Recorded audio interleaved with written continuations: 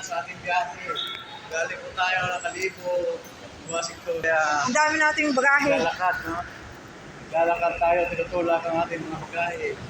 Hinapit po tayo ng 2 oras sa delay po na nangyari. Doon. Saan ba? Dito na.